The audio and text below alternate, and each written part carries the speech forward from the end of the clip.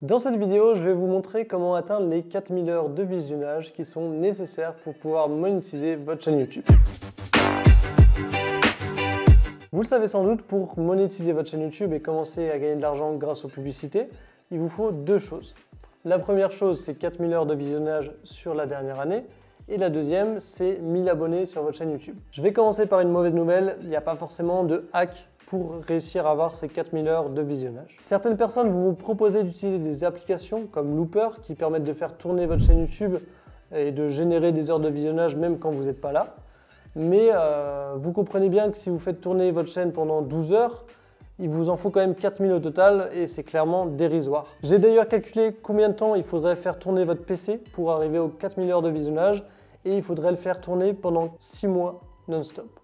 Donc c'est pas forcément très adapté comme technique. En plus, si vous arrivez aux 4000 heures de visionnage, vous n'allez pas forcément gagner d'abonnés supplémentaires, donc peut-être que vous n'aurez même pas les 1000 abonnés nécessaires.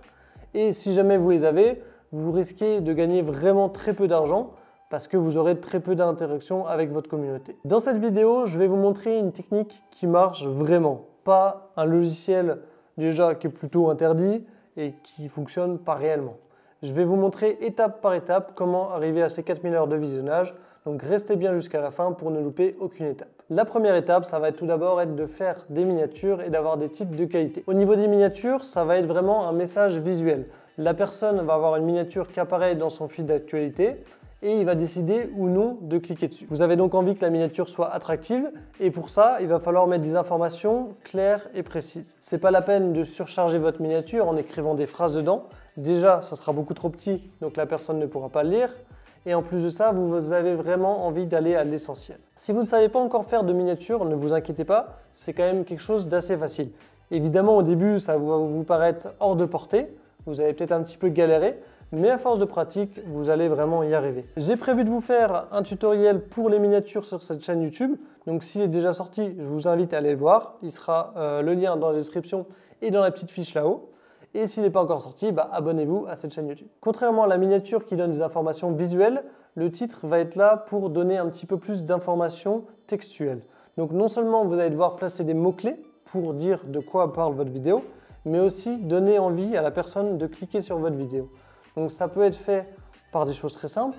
Il va falloir intriguer la personne, donc dévoiler de quoi parle la vidéo, mais sans trop en dire pour qu'elle ait envie de savoir exactement ce qui se passe. La deuxième étape pour atteindre vos heures de watch time, ça va être de référencer votre vidéo. C'est quelque chose qui est vachement sous-estimé par les nouveaux youtubeurs et pourtant, si vous voulez être présent en haut des résultats de recherche, si vous voulez que des nouvelles personnes découvrent vos vidéos, ça va être vraiment la chose la plus essentielle. Au niveau du référencement, tout d'abord, comme je vous en ai parlé avant, il y a le titre. Il faut mettre des mots-clés dans votre titre, c'est super important.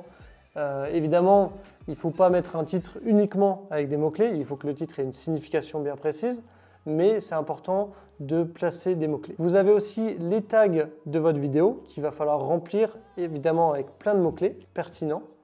Et vous aurez la description de votre vidéo que vous allez remplir en faisant des phrases précises, mais en essayant dans vos phrases de mettre un maximum de mots-clés. Vous l'aurez compris, le référencement, c'est vraiment quelque chose de vital. Ça va permettre à des nouvelles personnes de vous découvrir, vous aurez des nouveaux abonnés et vous allez faire de plus en plus d'heures de visionnage qui vous permettront enfin de monétiser votre chaîne YouTube. C'est votre objectif et ne vous inquiétez pas, si vous référencez bien vos vidéos, vous allez l'atteindre sans problème. La troisième étape, c'est l'engagement avec votre communauté. Une communauté, c'est quelque chose de dynamique, c'est quelque chose d'actif. Il va falloir discuter avec. Donc vraiment, n'hésitez pas à dire aux gens qui vous regardent de vous laisser des commentaires. Alors, ce n'est pas un commentaire pour un commentaire, c'est un commentaire pour engager une discussion. Si vous parlez d'un sujet en particulier, vous allez pouvoir demander aux gens de donner leur avis. Les gens adorent discuter, ils adorent donner leur avis. Donc, ne vous inquiétez pas, vous allez avoir énormément de commentaires si vous faites ça. Évidemment, il faudra répondre à ces commentaires parce que vous demandez des commentaires, c'est pour le référencement, c'est sûr, mais c'est aussi pour avoir l'avis de votre communauté qui compte pour vous. Au niveau de l'engagement, il va aussi falloir faire des appels à l'action, c'est-à-dire qu'au début de votre vidéo, vous allez leur dire que si par exemple la vidéo que vous faites leur plaît ou les aide d'une manière ou d'une autre, vous allez les inciter à soit vous laisser un like, soit s'abonner, mais ça doit être vraiment pour des bonnes raisons. Également, quand vous démarrez votre vidéo, vous allez faire une promesse à votre audience, c'est-à-dire vous allez leur dire à la fin de la vidéo, je vous aurai appris telle et telle chose. Vous allez évidemment devoir tenir votre promesse Parce que sinon, les gens se feront peut-être avoir une fois, mais ils ne se feront pas avoir une deuxième fois. Ils vont arrêter tout simplement de regarder vos vidéos et votre chaîne ne va jamais fonctionner. C'est quelque chose de super important d'apporter une promesse parce que quand les gens démarrent votre vidéo, ils savent ce qu'ils vont apprendre dedans. Ils savent qu'à la fin, ils auront progressé vers un objectif et c'est quelque chose qui a beaucoup de valeur. Évidemment, je le dis, même si ça peut paraître évident, il ne faut vraiment pas prendre les gens pour des pigeons. Si vous faites une promesse, si vous avez un titre un petit peu racoleur, ce n'est pas forcément un problème, c'est même plutôt une bonne chose, mais il ne faut pas prendre les gens pour des cons, il faut tenir vos promesses. Également, dans les titres, il ne faut pas mentir dans vos titres. Ça peut être accrocheur sans pour autant être mensonger. Il y a une petite nuance à comprendre qui est vachement importante. Une dernière technique pour favoriser l'engagement avec votre communauté, ça va être de mettre des bandes annonces au début de votre vidéo. Alors, c'est quelque chose qui ne va pas forcément très bien marcher pour tout ce qui est contenu éducatif. Donc, si vous voulez enseigner des choses à votre audience, ce n'est pas forcément adapté. Mais pour le divertissement, ça marche très bien. Vous allez sélectionner les meilleurs moments de votre vidéo et vous allez les couper au moment où on attend vraiment le suspense. C'est-à-dire que la personne sera obligée de regarder la vidéo en entier pour connaître l'issue de ce passage. Et c'est quelque chose qui fonctionne très bien.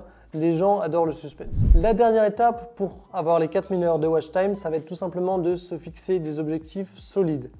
Il va falloir que vous décidiez combien de temps vous voulez passer sur YouTube chaque semaine. Vous pouvez vous dire par exemple, je vais publier une vidéo par semaine. Il va falloir vraiment vous y tenir, soyez régulier et publier chaque semaine la vidéo le même jour à la même heure. Alors, ce n'est pas forcément obligatoire de publier tout le temps le même jour à la même heure, mais l'avantage que ça aura, c'est que ça va fidéliser votre audience. Si votre audience sait que vous allez publier tous les mercredis à 15 h, au bout d'un moment, elle aura l'habitude et elle va attendre ce rendez-vous chaque semaine. Comme votre audience sera là à l'heure pour le rendez-vous, ça va un petit peu booster le nombre de vues que vous ferez au début de votre vidéo et ça va créer un effet boule de neige qui vous permettra d'attirer de plus en plus de monde vers votre chaîne YouTube. Devenir bon sur YouTube, c'est quelque chose qui n'est pas forcément évident. Ça prend du temps, ça prend de la pratique et ça prend de la théorie. Au niveau de la pratique, vous allez publier une vidéo par semaine, donc vous allez forcément vous améliorer. Au niveau de la théorie, je vous conseille de prendre au moins 1 heure par semaine pour apprendre de nouvelles choses.